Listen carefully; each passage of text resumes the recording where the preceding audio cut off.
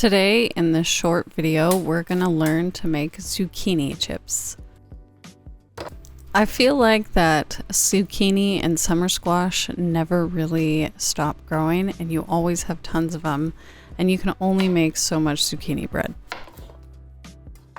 So we're trying something new today and it's really simple. You just need zucchini or the yellow summer squash, a mandolin, and you're gonna set it at 1/8 of an inch thick and slice it.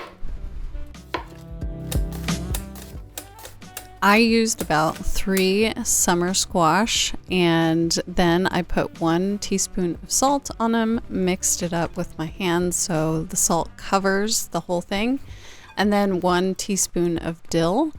I put it in my dehydrator and set it at between 125 and 135 for 4 to 8 hours. You can also put it in the oven at 350 for about 15 to 18 minutes and they'll come out the same way. So they were nice and crisp, just like a chip, and they store okay. You can eat them within, 2 to 3 days and they'll still be crispy, but they were very good. I suggest you try them.